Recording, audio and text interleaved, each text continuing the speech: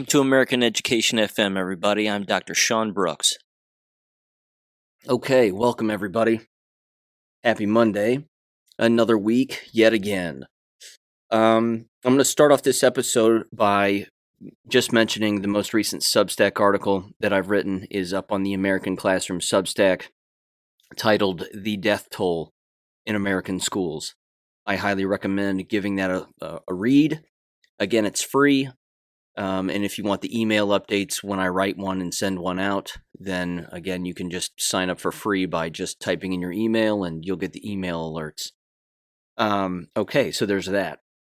Let me preface this episode by basically saying that I'm essentially going to give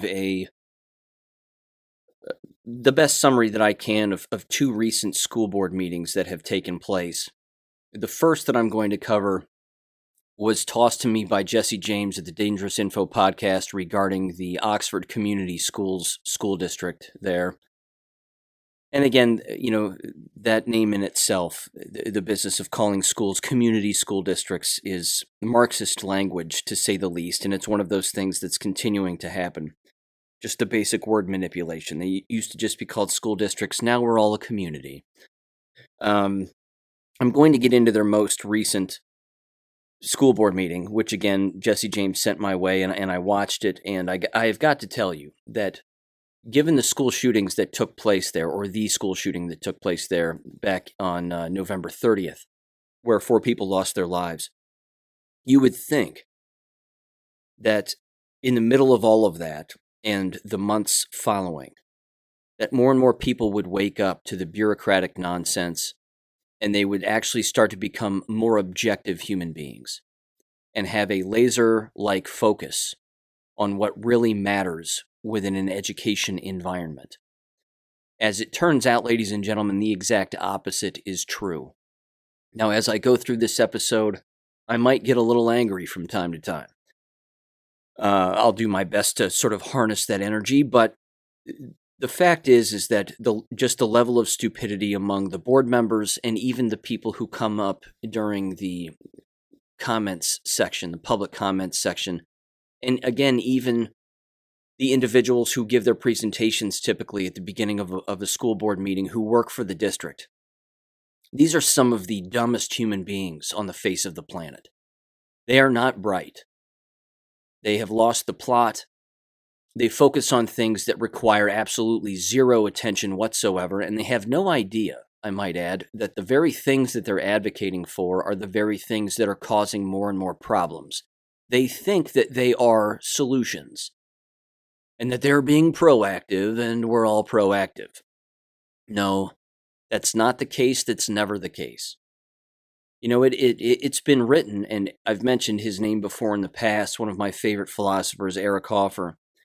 He very consistently would say that the individuals who inhabit such positions like board members or committee members or individuals who love being on committees, that these people are not well, and that they believe that by holding these positions, they sort of have influence or power, whatever word you want to put in, when in fact, they actually run for and hold these positions because they are wholly inadequate.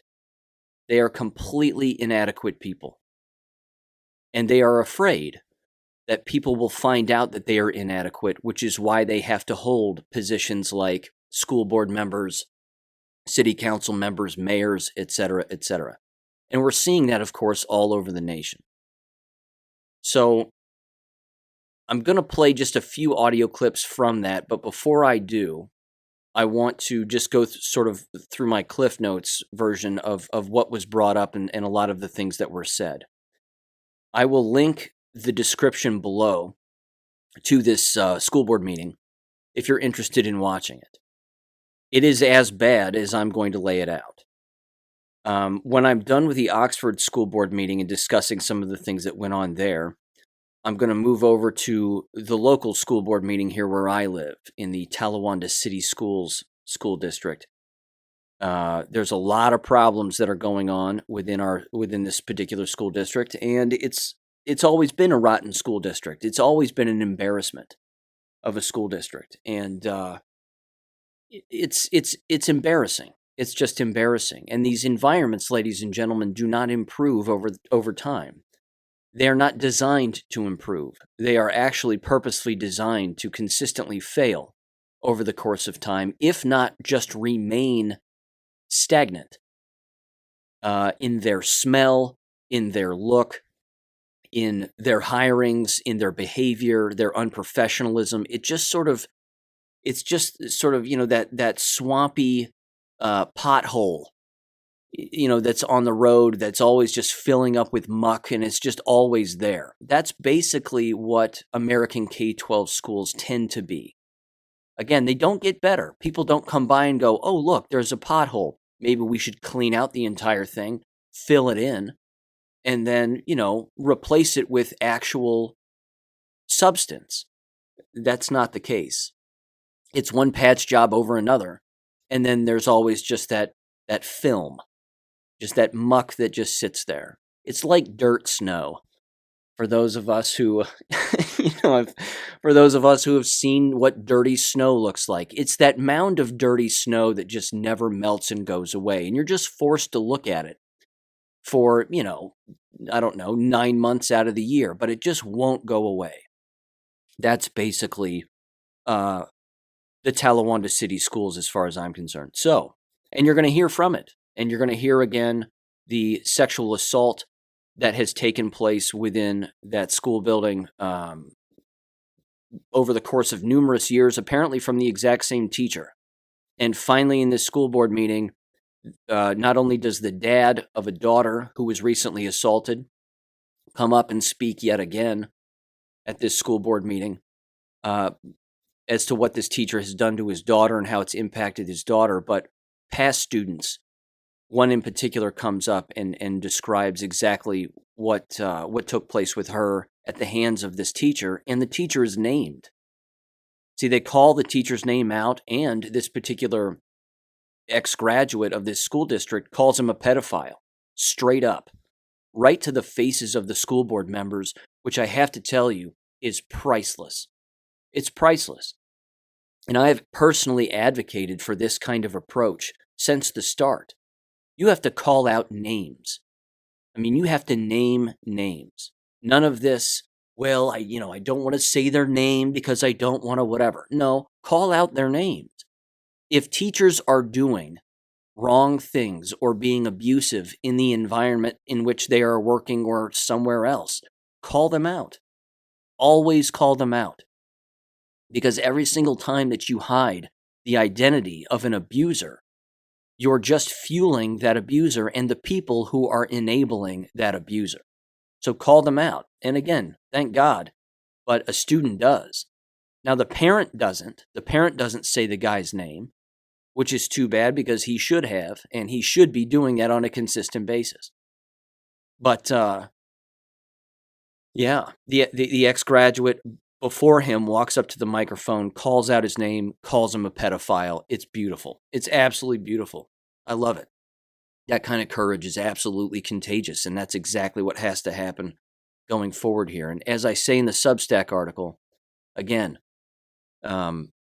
just to sort of tie all this together before I jump into the Oxford thing, if you thought that parents showing up at school board meetings, and you've heard me say this on the podcast before, if you thought that them showing up at school board meetings and talking about mask wearing and CRT and the curriculum was bad enough, wait until the jab injured start showing up and telling the school board members what they've done with their words and their advocacy for these death shots and 1,000 other things. It's going to get real dirty in the future. And I write all about that in the Substack article, but you can check that out. Okay, here we go. The Oxford Community Schools meeting here. Very interesting to watch, to say the least. Again, you really want to get into the mind of human beings and school board members and the parents. And you can, again, really examine their knowledge, their lack of knowledge, and what their focus is and what they're actually thinking about. You've got to watch these school board meetings because they're incredible. First of all, the outgoing superintendent, Tim Thorne, of the Oxford, Michigan Community School District, is apparently, again, no, he's outgoing. He's no longer employed there. He has decided to retire conveniently after the school shooting where 4 people lost their lives. I don't know if it was the end of his contract or not. He was probably bought out of the end of his contract if he wasn't already at the end of his contract, is what I'm trying to say. And one of the larger themes that I want to mention, just sort of the larger point overall, is one of the things that I noticed was that it's beyond evident that the parents and perhaps even the school board members themselves or school employees are either in such denial over what took place during that day and the days leading up to that shooting. But it's evident that they didn't even watch the preliminary hearings of the parents. What the parents are basically being tried for, and the testimony that took place from, again, the school counselor. I mean, that right there, his testimony alone during the preliminary hearing was worth the price of admission. He openly admitted that he did not do his job. He openly admitted that the dean of students did not do his job. And it's evident, again, that these parents didn't watch it because they don't know what's going on. I mean, they are focusing on 1,000 other things, but it's not the facts. So that was sort of just one of the bigger themes that popped out to me, was that it's evident that a lot of the individuals speaking in these board meetings didn't watch the preliminary hearing. And again, the preliminary hearing was maybe 3 hours long, total, maybe a little bit longer than that. I watched the entire thing. Remarkably enlightening. If you want buckets of truth and you want to see school employees sitting on a stand under oath being questioned by both sides, that's how you get the best info. That's where all the juice is. So that's my take on that. Okay. The first thing that happened, I thought, which was remarkably awkward, and this too is a giant theme that is constant within all of these political settings, even all the way up to the United States Congress, where they will joke with one another, either before, during, or after they're in the middle of covering something that's remarkably serious. And me personally, I think it's tasteless. I think that the joking that goes on among these elected officials, where they're looking at each other and cracking jokes, as the public looks on to sort of humanize themselves with the public, is a poor attempt to, again, look like they're human beings. These are mindless, just soulless meat sacks of nobody.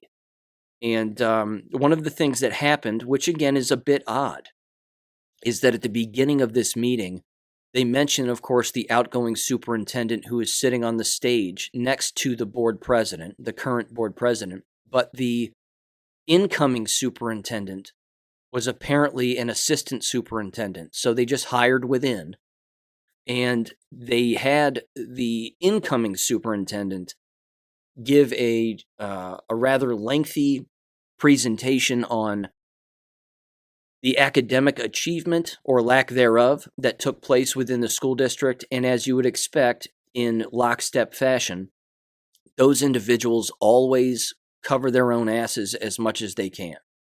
They blame state departments of education for their own lack of success. They blame everybody else and everything else for their own lack of success instead of themselves. They never take responsibility for their lack of academic success. They just never do. They have no idea, again, that the CRT games and the rainbow stickers and children showing up dressing like cats and the crime and the drugs and all of the things that they promote and allow and don't squash immediately are all of the things that destroy academic success. Not to mention, of course, all of the lies that are taught, as I've been over a million times and will mention here toward the end of this episode potentially again, regarding the curriculum and the false teaching of history and science and XYZ. That's why students fail. but they just do not want to accept any responsibility for any of it ever. And he didn't either. And this is the incoming superintendent. So a quick message to the Oxford Community Schools. Your new superintendent is a piece of shit. And it's only going to get worse there. He's not going to somehow wave a magic wand and improve things. That's not going to happen. I hate to burst everybody's bubble on that, but that isn't going to happen. Okay, so he gave his presentation, and then again, in the same awkward vein, here's what he did. He signed his new contract, effective immediately that night, right then and there, on camera, and people applauded, and they were like, yay, he's the new superintendent. Normally you do that behind closed doors. You don't publicize it quite like that. It was just odd. It was just weird.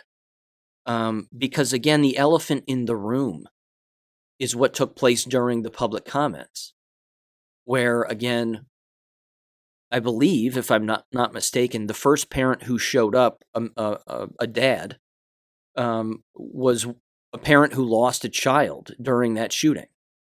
And he brings up a variety of issues. And again, the time limit is also 5 minutes, which is extraordinarily long for school board meetings, for public comments. But he took all of 5 plus. And I mean, they probably gave him 10 minutes solid at least. And he deserves it, but he too was a bit confused and sort of all over the board with a lot of different topics. And it was, I feel bad for him, of course, because he lost his child. But his comments were a bit confusing. Either way, but before I get to him in the public comments, this was the most, this was the part where I was yelling at my cell phone when I was watching this board meeting. And it had to do with the presentation after the superintendent, which involved their school safety coordinator or something along those lines. And it's a female, and she shows up, and she apparently was having meetings behind closed doors with students and parents and other people, stakeholders, sometimes as they call them, which of course is remarkably nefarious. I've never liked that name, stakeholders. It's gross hands in the cookie jar as far as I'm concerned.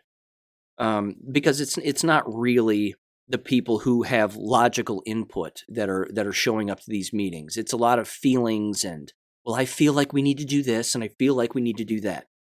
So here's what they suggested. And here's what, again, is apparently taking place within that school district. I kid you not, ladies and gentlemen, I am not making this up when I say this, because this is where I started to really take some hard notes. First of all, apparently in that high school, at least within the Oxford High School there, they now have clear backpacks because they think that it is safer for students to have clear backpacks so that their peers can see what is in their backpacks as they're walking around the school, as opposed to having a regular backpack like a regular human being, because that might trigger students into becoming scared as to what is in said backpack. Now, I've drawn for lots of people here the parallels between American schools and prisons. I've made those parallels and provided countless examples over the course of this entire podcast on a number of occasions. Clear backpacks, ladies and gentlemen, is what you give inmates upon showing up to prison and leaving prison. It's where they put their property. They come in with a wallet, a watch, their own clothes, whatever. They're thrown into a clear bag, just like prison. So now you have students eating slop in a cafeteria, walking around the halls of where a shooting took place, murders, 4 of them, and now they're walking around with clear backpacks on. Do you see the parallels here between school and prison? I mean, they aren't thinking at all about what they're doing. Again, They're so brainwashed and so self-absorbed that they actually think that they're helping. Well, clear backpacks help people, and they can see what's in them, and it doesn't trigger students. It's next level stupidity. It's next level stupidity. They know nothing about situations like this and what you're really supposed to do. And the facts are clear, which, again, I'm going to continue to go through the examples here that they laid out, because it gets worse than clear backpacks. But what you're supposed to do after a situation like that, if you're actually still going to attend a school like this, which I'm shocked that people are still going, is you're just supposed to go back to the way that things were. And what's really supposed to happen is the staff members who are responsible should be fired for not doing their job. And then what you do is you shore up that slack in the rope of communication, basically. Clearly, there were communication breakdowns that occurred as a result of, that led to the shooting, people not doing what they were contractually obligated to do, et cetera, et cetera. You meet with everyone and you say, somebody fucked up here big time, and it cost people their lives. So don't do that anymore. Do the opposite of what these people did. Now, go away. And that's what you say to your staff members. You have to be blunt with them, and that's what needs to happen. That's not what's happening, ladies and gentlemen. This is what happens when leftists and beta males get in charge of such things like this. And I know that sounds harsh, but it's factual, because, again, when these individuals are in positions where they have to make decisions, allegedly, about the well-being of students, this is where, again, government becomes the most neglectful parent. So there was the clear backpacks thing. There was that. It gets worse. There's security. They are looking to increase the number of resource officers. Now, if you recall, I covered it here on this podcast, and Sandy and Jesse James mentioned it, I believe, as well when they were on, that the resource officer during the shooting had been called away to another school in the district because of a suspicious automobile or something like that in the parking lot. So there were no resource officers on campus during the shooting. But now they want more. Just patrolling the hallways and doing whatever. Fine, I guess. But isn't it interesting that they think that clear backpacks are not going to trigger people, but more police officers won't trigger more people? Again, their solutions are not solutions. Here was the one where I again yelled at the cell phone and started laughing out loud. They now have a policy in their school where you're not allowed to use the lockers anymore because they don't want the locker doors to slam shut, because it will sound like a gunshot and potentially trigger students into believing, again, that someone is being shot, or it will take them back to that time when they heard gunshots for real or whatever. So you're not allowed to use lockers anymore in that school building. Again, the sheer stupidity of these people is astounding. This, too, again, is what happens when you have individuals operating on feelings instead of facts. You just end up having to cater to a mound of just a trash heap of feelings, as opposed to getting down to brass tacks. If I have described this place thus far, and you have said to yourself, this is not a learning environment, you would be correct, because it is not a learning environment. There is nothing about this environment that is a learning environment. Here's another one. They are going to be hiring, apparently, and bringing in at least 6 to 8 therapy dogs. Now, I don't know where this therapy dog thing came from. I know that it is widely used. I don't want to use the word popular. I don't think it's popular. I just think that it's something that, again, by word of mouth or social media posts or whatever, that this somehow became a thing. This was not something that existed when I grew up, and it was not something that we needed. It just wasn't. Therapy dogs. 8 of them. Just walking around to school, being pet on, and, by God knows what. Again, I don't get it. I'm at a loss for these methods. I truly am. I understand why people attempt to use methods like this. I understand what their motive is. I'm simply saying it's not helping anything.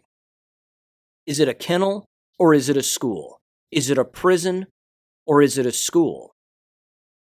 Is it a shooting range or is it a school? Is it an athletic competition? Is it the Olympics or is it an institution of reading, writing, arithmetic, accurate history, accurate science? What is it? What is it? Because you can't be all of those things. You can't. Those environments can't be all of those things at the same time and expect to actually produce unbrainwashed people. But that, again, right there should tell everybody that's the point of these schools. It is to distract and brainwash. It is not to get people to think critically, grow a tough spine, and move forward out into the world. Yeah. So there's that. 6 to 8 therapy dogs. Here's another one. They're going to be having security, which will mean school employees, standing outside of every bathroom when students use the bathroom.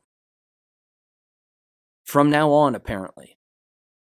Because now, students feel triggered when they're in the bathroom because it's a vulnerable spot for them. So now you have to have security around you while you're relieving yourself.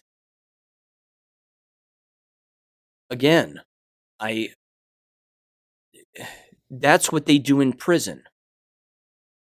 If there is even a public bathroom, so to speak, in prison that's not in one cell already, you have security when you take a shower in prison. Does this sound like a school to anybody? It shouldn't. It's a prison. They're making it more a prison. But don't worry, everybody. This is their therapeutic way of getting everyone back to a state of normalcy after a horrific accident that took the lives of people and we had nothing to do with it. I got nothing on that. They discussed apparently during their behind closed door meetings with stakeholders, parents, and students, the potential implementation of metal detectors. So here's where the hypocrisy shows itself again. They have decided that they probably won't do metal detectors because they think that will trigger students also. So what is typically referred to as a safety measure, they don't want to implement that because visually it will trigger people and it will look almost as if the place is more of a compound or a prison than it needs to be. That was their explanation. They actually said those things. So again, I can't. They just aren't hearing themselves talk. And I was listening to this board meeting again, and I could actually hear myself getting dumber. That's a hard sound to hear. But, those brain cells start popping. They don't grow back. So there you go. Here's another one, not kidding. They're interested in bringing in potentially ammo-sniffing dogs. Again, it's a kennel, let's keep that in mind. It's not a school anymore. It's a kennel. So they want not just therapy dogs, but they want ammo sniffing dogs. Dogs to just walk around and smell for ammo and ammunition and guns and God knows what else. So there's that. This one was also suggested within their behind closed door meetings and was, no pun intended, immediately shot down because they also apparently said that this would be a measure that would be more reactive and not proactive, because it would, and it is stupid, thank God, but why would they even mention it? The fact that they were even considering this, or that a parent suggested this, which a parent did suggest this, so saith the school safety coordinator, that gunshot detectors should be placed throughout the school so that if a gunshot goes off, the alarm system will kick in and alert everybody that a gunshot has gone off. Now, if you want to watch a bunch of people go absolutely insane in a school environment, wait for one of those gunshot detectors to go off accidentally when someone drops a book on the floor or slams a door closed or whatever. Or just, your basic short-circuiting or false alarm, so to speak. That gunshot detector goes off because of a fake sound, or, you get what I'm saying. Everybody's going to be running around that school like a crazy person. And then somebody's going to have to come on the PA system and start yelling that it's not a real gunshot, it's just a false alarm, settle down. It's not going to matter. You're going to have people jumping on desks, swinging from the rafters, ripping their clothes off, running around, setting things on fire. I mean, it will be an absolute crazy town. It'll look like Gen Pop in a prison when there's a riot going on. Because again, this isn't a learning environment. This is not a school. This is now a kennel that's subbing as a prison. So it's sad. It's sad. It makes me. It's the range of emotions that are just flowing through my veins right now. It's embarrassing. It's embarrassing. I've said this on Gab a million times. K-12 schools are the laughingstock of society. They're the laughingstock. They are the butt of every joke. Every single one of them. But the brainwashed masses just keep feeding their children right into this meat grinder. And they think everything is going to be okay. It's not going to be okay. It won't be okay for your children. And I know there's a lot of people out there that are very quick to rationalize it. Well, my child is this and my child is that. And, they academically succeed and they have friends and that matters and blah, blah, blah. I'm telling you, you don't know what's coming down the line in their life. So by continuously just exposing them to these kinds of environments, it is wearing on them. It's as I've said, sandpaper on the brain. It's just scratching away at them, whether you can see it or not. Gunshot detectors. I thought they were kidding. I actually thought they were kidding, and then I went, oh no, they're actually serious. Okay. The next thing that was mentioned had to do with how now apparently they've decided as a faculty or as a district to start doing threat assessments on a regular basis. And by threat assessment, what I mean is, and what they mean rather, is they are following up now. Now they've decided to do it. Keep that in mind. Now all of a sudden they've decided to do their job. They're following up on reports that are made to them regarding social media posts of students, and then investigating the seriousness of their comments online and on social media platforms, videos, whatever. And then basically they're doing that on a constant basis. And they said that they're doing at least 8 of those per day. Now, if memory serves me correctly, this was alleged at the very beginning of this shooting, that the principal was having students come up to him and say, Ethan Crumbly is saying some really weird shit online, and you need to do something about this. And he didn't do anything. I'm saying this allegedly because I don't know this to be 100% factual, but I believe that that was the case. It was certainly a rumor. And then, of course, nothing was done. And then it was even said that the principal got on the PA system and said, stop coming to me about social media posts, handle it yourself and whatever else. So we see where that level of thinking gets people. It gets them killed. That's where it gets them. On top of that, I know I say a lot, by the way. I'm sorry that I do that. It's a bad habit, but it's a space filler, so my apologies. Let's see. There it is. See, I just did it again. So 8 times per day, they're doing threat assessments. It would have been nice for them to just do one back then, wouldn't it? Because there would probably be students that would be alive. So there's that.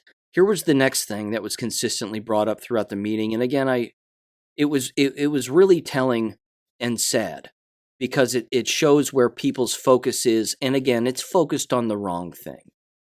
They're focused on a memorial that either was built, has been built, still exists, is still present on the property regarding those who lost their lives, and pictures and flowers and whatever. A number of individuals coming up talking about needing a memorial, and I've read the research that says that having memorials at things like this is therapeutic, and it doesn't trigger people, and it's a therapeutic thing, and blah blah blah.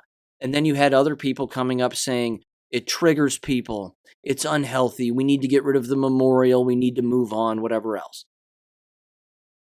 Again, I don't want to sound cold-blooded here, and there's no way this is not going to sound cold-blooded. I'm not a memorial kind of guy. You want to have a memorial, put it on your own property. If you're going to have one on the school property because of an event like this, a tragic event, make it temporary. If there's still a memorial up, it's March. It's the end of March here. This happened at the end of November. I think it's time for the memorial to go. But the simple fact, again, that they're arguing about it, and that these parents are showing up to the microphone saying, well, we need to keep it. Well, we need to get rid of it. What a waste of time. What a waste of mental effort. It's useless. It's just useless at this point. So, honest to God, if it's not an obvious distractor, I don't know what else is. Here was another heartbreaking thing that was actually brought up, and again, really telling. A parent walked up to the microphone, and I probably won't play audio from this particular board meeting, so my apologies. But a parent, because it was a long board meeting, a parent walked up to the microphone and she said that her daughter's school teacher, during the actual shooting when they were locked down, that it was the classroom rule on a day in, day out basis for all of the students. Again, you got to keep in mind, prison, okay? Prison. We can't teach minors to be responsible, so we have to play child's games with adolescents in a prison environment in order to receive compliance. It's the dumbing down of America, and this is what goes on. And keep in mind, this isn't the only classroom in America where this exists. This happens all of the time. The parent was saying that during the school shooting, during the lockdown, as per the, again, day in and day out procedure of this particular teacher, and I'm sure there are more teachers in the same building doing the same thing, they have a bag, the teacher does, that hangs from the door of their classroom. And as students walk in, they are told to put or expected to put their cell phones in the off position or in the silent mode or whatever inside of this bag, so that while instruction is going on, they don't feel the need to grab their phone or look at their phone or be distracted by their phone or whatever. Ladies and gentlemen, if we've come this far in society where you have to put a bag on a classroom door and tell students to put their cell phones in it because they are incapable of self-control, they should throw themselves off of a bridge because they're not going to make it in society. Again, I know how that sounds.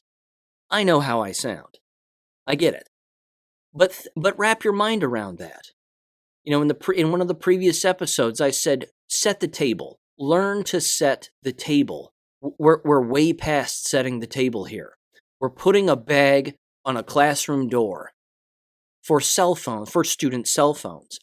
Now, all of that psychopathology to the side here. The heartbreaking part, and you can imagine this, by the way. You can actually physically imagine being in the room while this is going on. During the shooting, all of the cell phones were ringing and buzzing, apparently, in this teacher's classroom, as they're all inside of a bag, hanging from the door, and all of the children are in their seats. And they're just looking at this bag that's buzzing and ringing and whatever, vibrating, because their parents are calling them, trying to get a hold of them to see if they're alive, to see if they're okay. I mean, can you imagine it? That the teacher was so fucking stupid that they didn't even let the children, the students, get their own cell phones to contact their own parents to tell them that they were in safe, in a safe place, or that they were okay, as the shooting either was going on or had already ended or whatever it was. Again, wrap your mind around that level of stupidity. This is what teachers think of you as parents. This is what teachers think. I know I'm painting with a wide brush here, but this is what they think about students. See, they are government, and they think that they are the parent. They think that they know what's best. And in the last 2 years, that's what you've seen on a grand scale.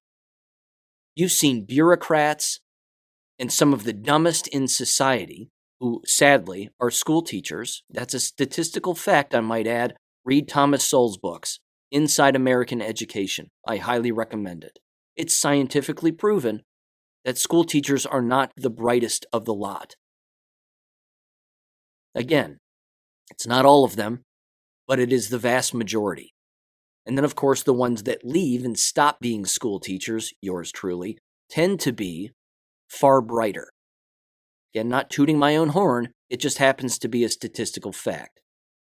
So, it's been researched at length, decades and decades and decades ago. That action alone should be abolished inside of the entire school environment. It should be completely abolished. Why it even exists is beyond me. But a bag of ringing phones hanging from a door. Honest to shit. I mean, sorry for cursing. It's just going to be that kind of episode. Get the kids out of the room if you haven't already. Okay, the next one. A parent mentioned, and I'm glad they brought this up too. Again, you talk about a yin and a yang, an ebb and flow, a back and forth on the spectrum of intelligence. You had individuals showing up saying some of the most bright things I've ever heard, and then some of the people showing up saying some of the dumbest things I've ever heard. And that's in every school board meeting, regardless of the district in America. Another parent showed up and said, look, you're going to have a mass exodus of teachers in this school district. You already have one. And that's true.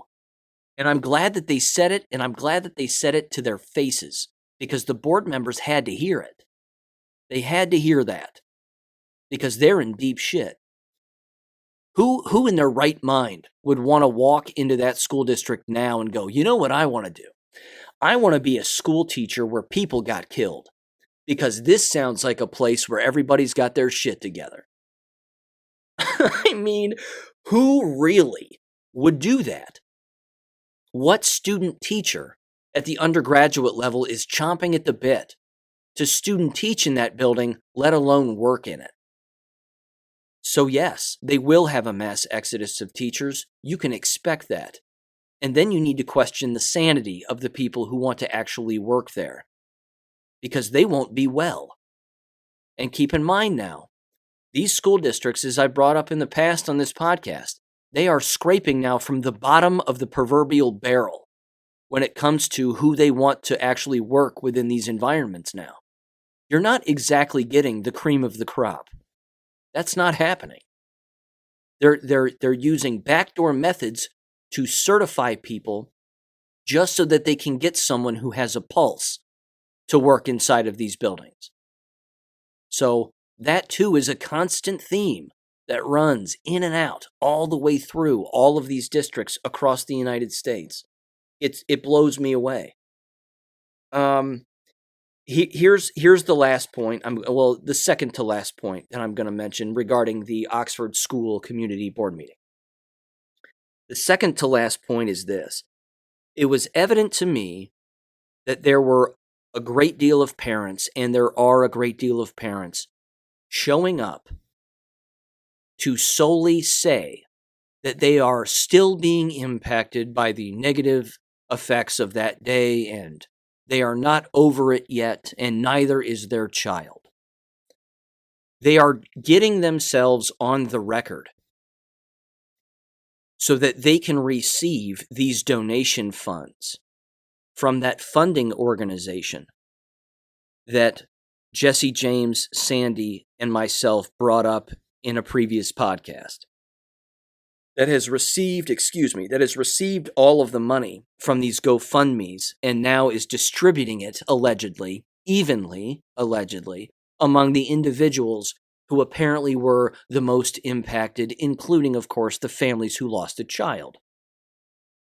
But these parents, these bloodsuckers, are showing up to try to get, their pieces of silver here. It's disgusting. It is disgusting.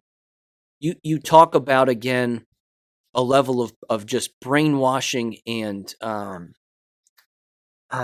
don't even know what to say. I don't know what to say. It's just bad. It's just bad.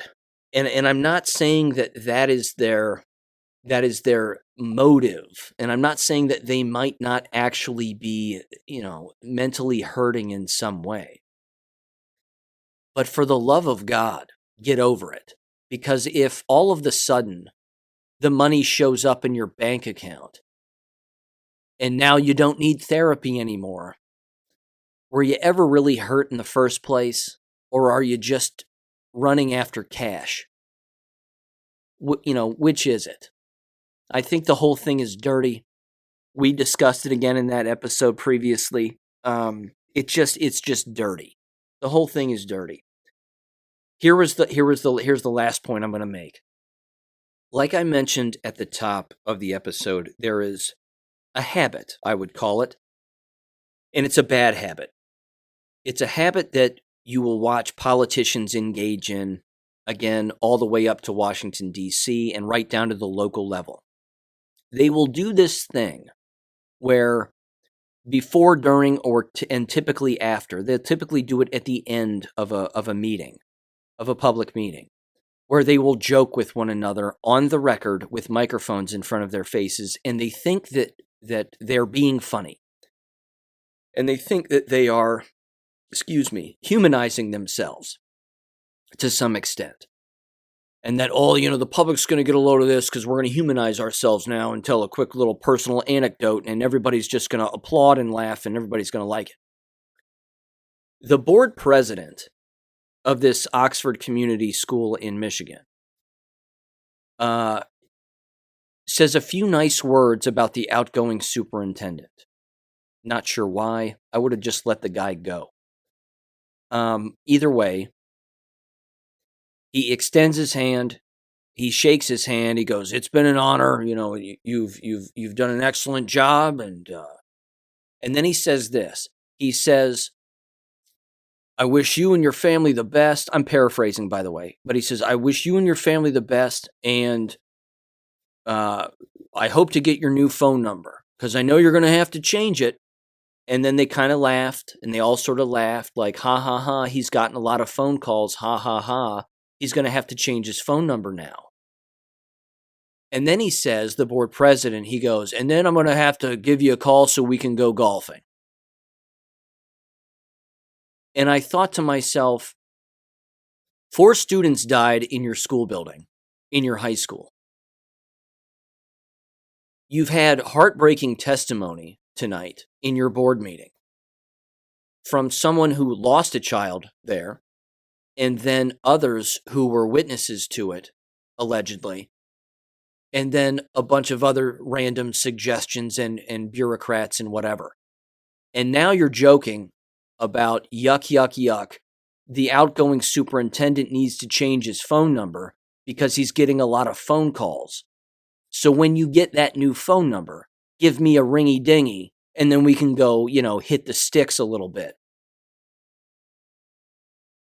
It should show everybody how out of touch these assholes are. It's that simple. They are out of touch.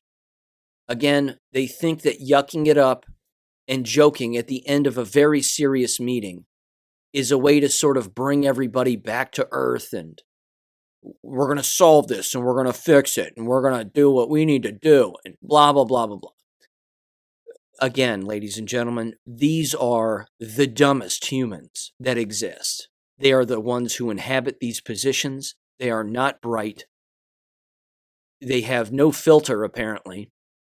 They're just tasteless. And it was tasteless.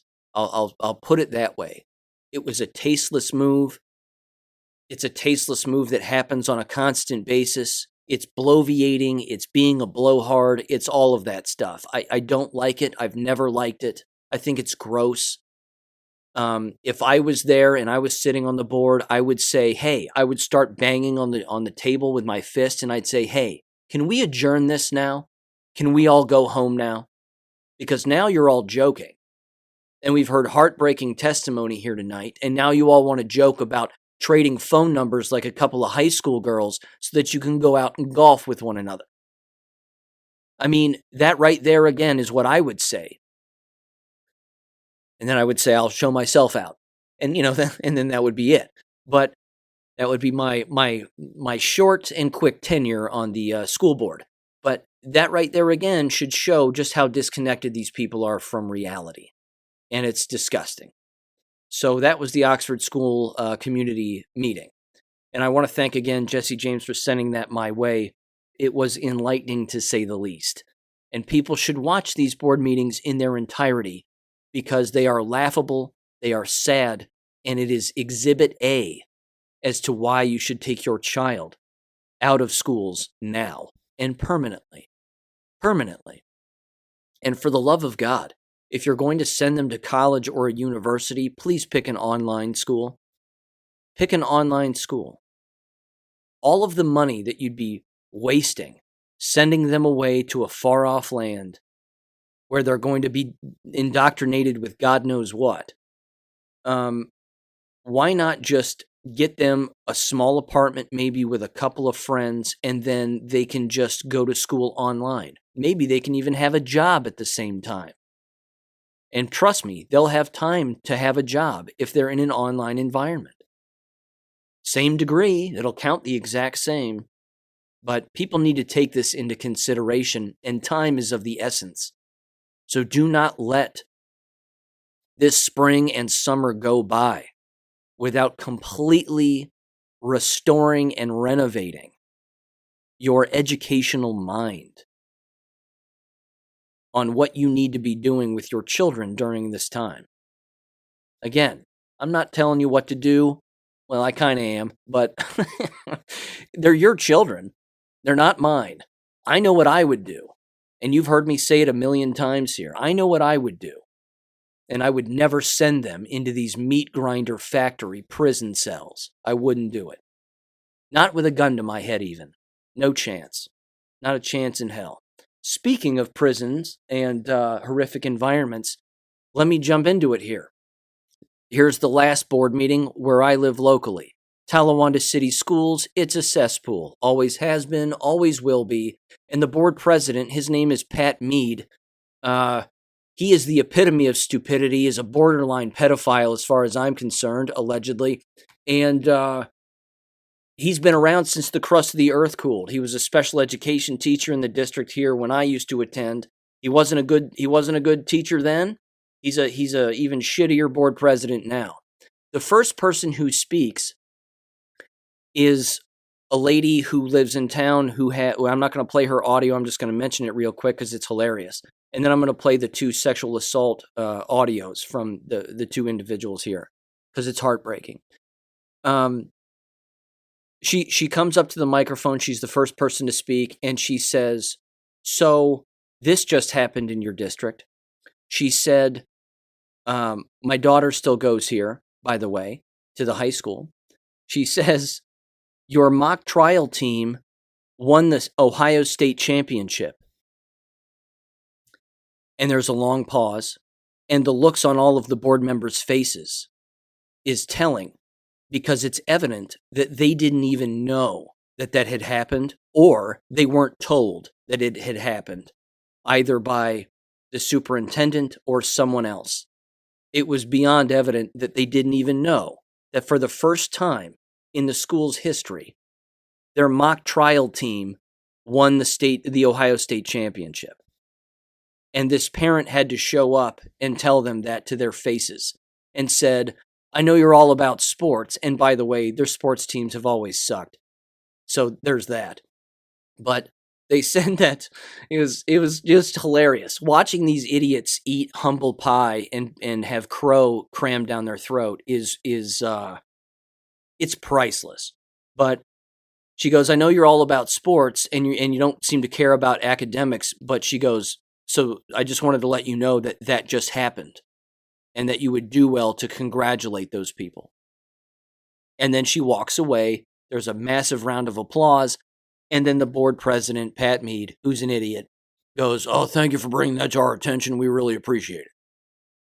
And congratulations and whatever." And then later on, at the end of the board meeting, they all start to say, well, the superintendent chimes in first. And he says, "In the next board meeting, we planned to have," sorry, I'm doing these voices and impressions because I can do them. He says, "We were planning on having the coach of the mock trial team show up and give a presentation and having the students themselves show up, and we were going to take pictures with them, but we were planning on doing that in the next board meeting, not this board meeting," and blah, blah, blah, blah, blah. Well, it would have been nice to just do it in the most recent one, let alone mention it during the beginning of their board meeting where they talk about all their academic successes and they, lick their own asses and do what they do during these board meetings where they pat themselves on the back profusely to where they have handprint bruises on their backs. They're patting themselves so hard. It's sad and pathetic. So anyway, that happened.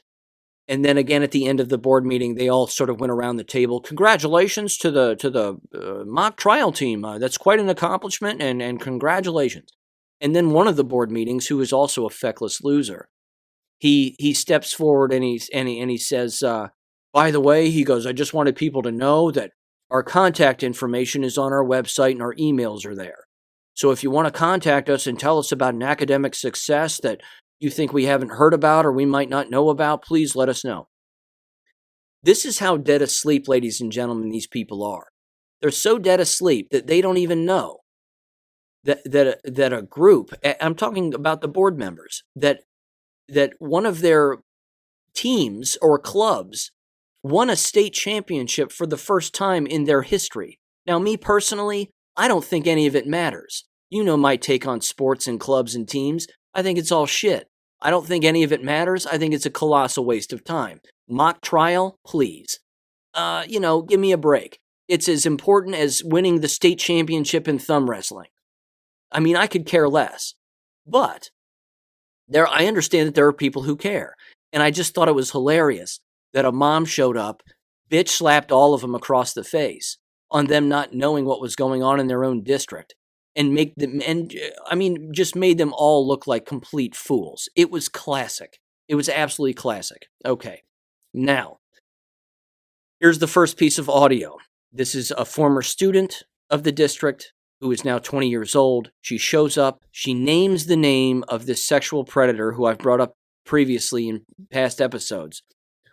And just to give everybody sort of a quick summary of him. Middle school business teacher, apparently, and has been swiping girls' chests for at least 10 years, allegedly. And multiple reports have been made on this individual, and he has never been fired. Now he is on administrative leave and has been on administrative leave for over 100 days. He's basically being paid his sick days. And unfortunately, one of the things that's happened, and this was probably the fault of the parent, and again, a lot of this is one of those mistakes that gets made because they don't know all of the moves they can make.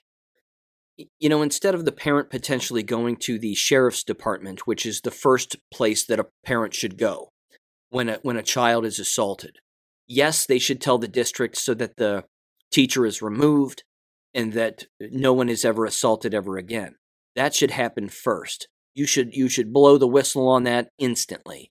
Your very next move the very same day should be to drive straight to the sheriff's department, or at the very least, call the sheriff's department and have a deputy come out to your house so that you can file a report immediately. Because this is a person who needs to be arrested. And again, was this person ever arrested? I don't know. Probably not. They were probably just invited in and maybe questioned, and they probably lawyered up and whatever else. But the district lawyers up too. And this is what's happened. The district is paying a quote-unquote Title IX lawyer to investigate and make decisions, and they're called the decision maker and whatever else. Bullshit. This is a person who belongs in jail. It's very basic, ladies and gentlemen. It's not complicated. You fill out a police report for the immediate arrest of a person who has been assaulting children. And then that person should be in an orange jumpsuit and in shackles as they walk in front of a judge to be arraigned. That's what should happen. But as you'll hear the parents say here shortly, it's all about image protection. And that's what's been going on here. So, this happened, by the way, months ago. Over 100 days ago. So that's going on. Thank God for this former student for actually calling the guy's name out and calling him a pedophile. Because again, as I said at the top of this episode, this is what needs to happen. People need to start doing this more often. Call them out by name. Allege that they're a pedophile. Call them a pedophile. Shit, I don't care. Call them whatever you want. But scream it from the mountaintops, and when a microphone is in front of your face, do not miss that opportunity to do so. Always do it. So here's the audio of the former student right now. Gracie Melders, I'm 20 years old. I spoke at the board meeting in January as a 2020 graduate. I was in Paul Stiver's class in 7th grade. I've been in therapy off and on since middle school. I developed an eating disorder in November of 2020. Through therapy and treatment, it was discovered I developed this disorder because of my previous sexual assaults. In 7th grade, I was sexually assaulted by Paul Stiver when he pressed his hands against my chest. I quit track before my sophomore season began because of how severe my anxiety was getting. These are all facts. This incident happened to me in 7th grade and was never dealt with. I was taken from his class and placed in the office.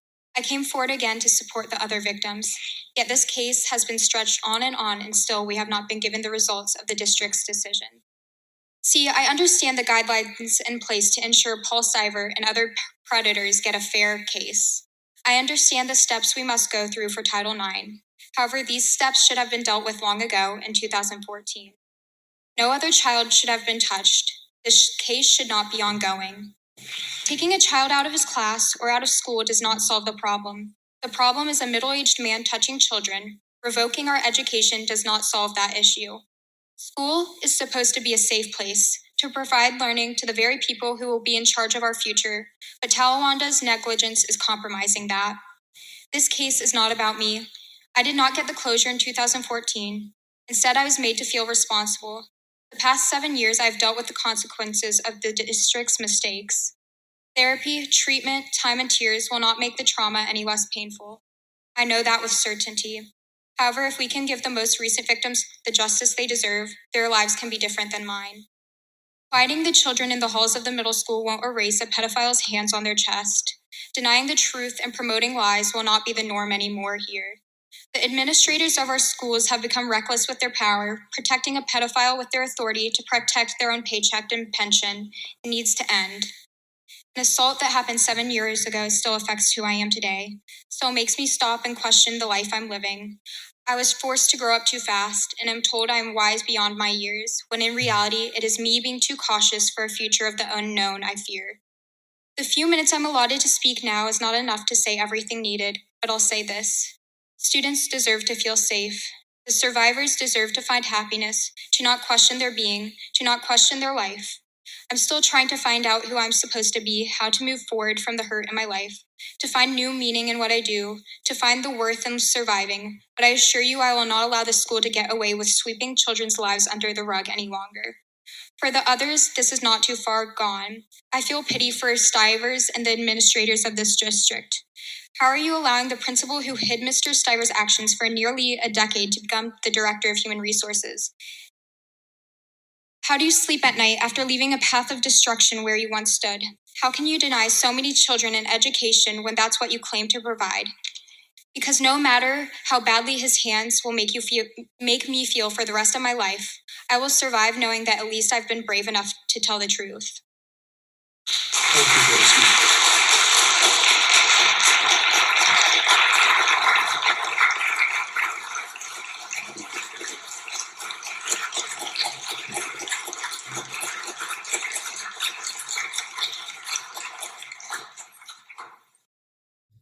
Huge round of applause, and rightfully so. She was way more polished in this speech than she was in the last speech. The last speech she gave, again, it was kind of all over the place, and then she kind of ran away, and that was the end of it. This was well done. She was well prepared, written out, the whole thing. The other interesting thing is that the school board is no longer showing the individuals who are speaking at the microphone. They're not doing that. And I've watched that decision get made. Pat Mead, the president, will walk backwards before the board meetings take place. He'll walk back into the sound booth and he'll tell them, the people running the cameras and whatever, he'll say, don't show them, blah, blah, blah. Make sure that you're only focused on us and just keep the cameras focused on us as board members and don't show the people coming up to the microphone anymore. And that's it. So it's more political games. It's more bullshit. He doesn't want the individuals to be seen who are testifying at the inadequacy, putting it mildly, of the school board. He doesn't want them to have a larger audience. And that, again, is part of the problem, to say the least. So the very next speaker is the dad. And I'm going to play his audio right now. And it's heartbreaking. Whereas the previous speaker, again, named the guy's name, called him a pedophile. The dad isn't doing that. And it's unfortunate because the dad should do that. He should say it at the top of his lungs if he wants. But I'm sure his lawyers have said, don't do that. So I don't know. I'm not a lawyer, but whatever. Here's what the dad says. Again, it's heartbreaking. Is there anyone else who would like to address the board this evening? I'm going to start off with this number, 106. Sir, could you state your name Augusta again? LeMay, Hanover Township.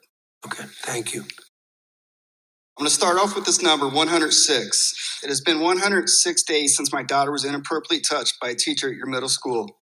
It has been 106 days that has allowed him to sit home and collect his regular paycheck. It has been 106 days since our lives changed forever. Last time I stood up here, I spoke from the heart to let you know that the longer this goes on, the more difficult it's going to be on the victims. Never in my wildest dreams would have I guessed that on March 17, 2022, I would still be living in this nightmare. I was initially told by your Title IX coordinator that once a decision maker received the investigation report, they would review it and issue their decision promptly. Well, that hasn't happened. Your attorney communicated with the decision maker, who is also your attorney, since you kind of hired them, and decided that they don't care what is best for Michaela or the other victims. They wanted to do what they felt is best for the district, and the disgusting teacher has caused all this. Instead of issuing a decision on each complaint individually as it happens, they decided to hold all complaints and wait to release the decisions at the same time. Tell me again how you have the best interest of the students in mind, and save us our hands are tied because of Title IX. If this were 2 years ago, we could have taken care of it a lot more quickly. Excuse. Because 2 years ago and beyond, there were complaints from other victims that you made the decision not to handle it all. The weight of the stress and lack of answers and communication has beaten Michaela down. There's not much lower she can go. She has hit rock bottom. My once outgoing, carefree little girl isn't herself anymore. There were a couple days last week that were the most difficult of my life. My little girl looked me directly in the eye with no emotion and let me know she was done. Because of what she went through and a few kids at school teasing her, she expressed the desire to kill herself. Remember when you offered counseling services for the victims? You left out the part that they accepted those services, their parents would be required to sign a waiver that states those sessions would become part of the students' educational records. No, I blame you. You heard the stories and complaints, but you decided to turn a blind eye and let this predator continue to teach and coach in this district. You're intentionally dragging this on in hopes that we get tired and drop it like others in the past have done. Michaela may grow tired and weak, but I will remain strong for her and the others involved. This community deserves better than what you have given them. You were voted or appointed onto the board to protect their best interest. Somewhere along the lines, you've forgotten that. I fully intend to keep my promise that I will continue fighting until the teacher and all others who have known about his actions but refuse to investigate them receive their proper punishment.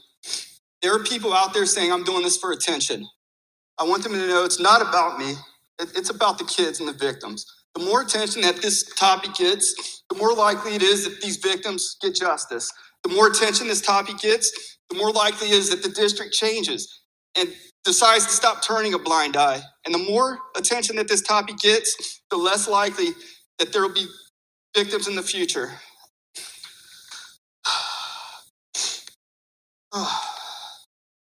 So it may have been 106 days, but I still believe them.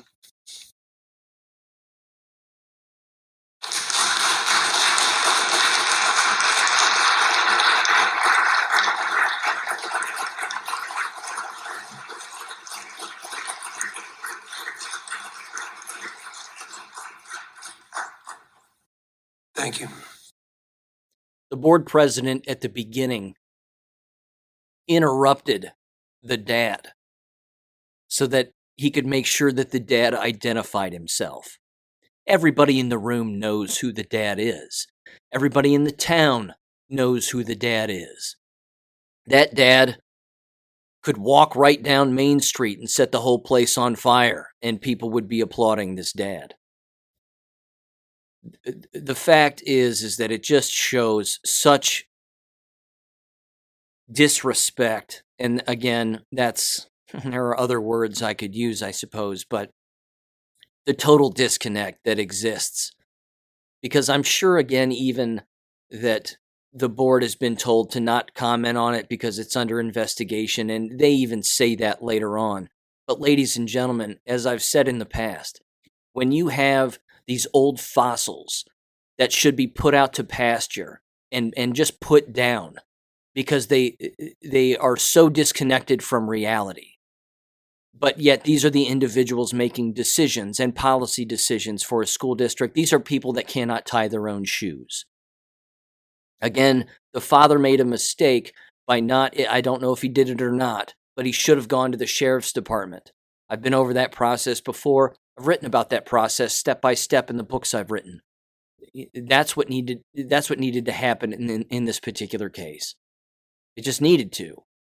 Again, going after the school district for their failure to do what they're supposed to do, that's a separate criminal matter. The first criminal matter is going after the individual, even though they work for the district and they might have a union and whatever, and union lawyers and XYZ. That doesn't matter. What matters is you go after the guilty or the alleged guilty individual first. And I'm sure that they are guilty. Why wouldn't they be at this point? But you go after them individually first. Then you go after the school district second. Instead of just, going after everybody and letting the district sort of do what they do and play the games that they play. Heartbreaking. But he needs to stop sending his child to this school district to have instruction from the school employees. He needs to homeschool using Abeka.com. He needs to use CalvertEducation.com. And his daughter needs to be told the truth about the way that these school districts operate. I've offered up my services. The dad has not reached out to me, probably because, again, he's receiving poor legal advice. Truthful conversations from those of us who know what the hell is going on and who have experience in this area, who are not lawyers. That's exactly who his daughter and he need to be talking to. So he hears this. I'm offering up my services again. Your daughter's life might depend on it. So think about that one. I'm going to play this last piece of audio because, again, it's indicative of the stupidity of the parents and the people who, again, operate within these towns and cities and school districts. Earlier in the board meeting, there was a giant discussion and a decision that was made apparently from the state, which now has to be implemented by the superintendent with the superintendent's discretion, which I'm sure will be just piss poor. But it had to do with the dress code. And they want teachers and students to basically start dressing more appropriately. They don't want students to start wearing cat ears, keep wearing cat ears and walking around with cat tails and dressing like farm animals and doing all the weird shit that they do. The state has basically had enough of it. What these lunatic parents are now complaining about already is they're afraid that the hairstyles will be viewed as being discriminatory, and then they will be singled out, and they won't be equitable decisions that are made on hairstyles and dress code and blah, blah, blah, blah, blah. This, again, is a perfect snapshot of where the frame of mind of these parents, these leftist lunatics, exists. They're focusing on the wrong thing. If a person isn't being taught how to dress appropriately, not wear pajamas and lingerie when you're in school, please don't put cat ears on and a cat tail. You're an adult. Stop acting like a baby. If there aren't adults in the lives of these children that are telling them these kinds of things and straightening them up with discipline, then again, it becomes a circus. In which, when you, the old Turkish proverb meme, as it's called, whether it is a proverb or not, it's hilarious nonetheless. When you let clowns into the palace, the clowns don't become kings. The palace becomes a circus. And that's what's going on here. So I'm going to play this woman's audio. She's a lunatic. Hello, Amy Shaman. I live in city proper. I have a child at Kramer. And congratulations to the mock trial team. I wanted to comment on the policies 1616, the various ones, the three different numbers that deal with staff and staff dress and grooming. I want to encourage the board to consider the wording carefully or guidelines that interpret the wording. For item E, item E specifies, that people be groomed in such a way that their hairstyle or dress does not disrupt the educational process, nor cause health or safety hazard.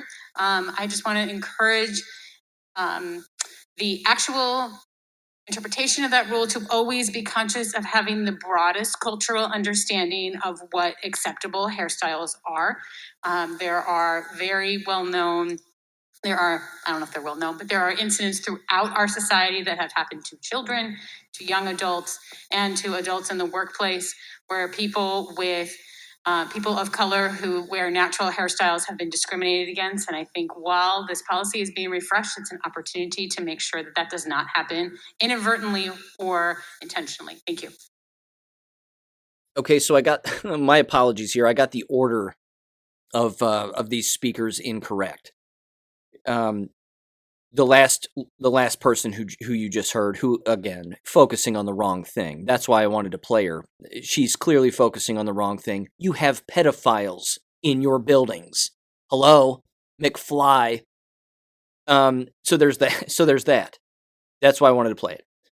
She spoke right after the mock trial parent who browbeat the entire board, but she spoke before the people who were talking about the abuse that's going on. And there was also another speaker, I might add, who is a Miami University student and now and a previous graduate of the high school. And she was crying and talking about, again, the abuse and a bunch of other things. And it's it's heartbreaking. And then another parent got up and said, "Look, we just moved here." And he's like, I don't know what's going on in this district, but I don't feel very safe sending my kids here. I mean, it was incredible.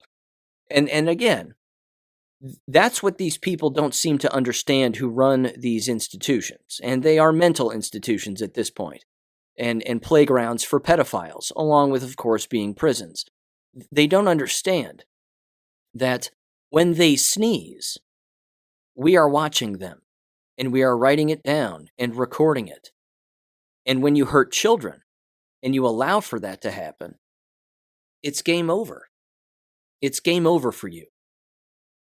The next thing that is worse than being called a pedophile and actually being one is being a pedo sympathizer or a pedo apologist or a pedo cover-upper, whatever you want to call it. The guilt by association that exists around cases like this is a mile long. I'm shocked that school teachers aren't again leaving this school district in droves. They should be, but many of them again are so brainwashed that they don't have the courage or the testicular fortitude to sell their belongings, look at their significant other and their children and say, "We're leaving here. We're leaving this place. This place is a cesspool of degeneracy. We're leaving." More people should do that. And I might add, ladies and gentlemen, people do it every year in American schools all over the country. And it's happening right now in droves.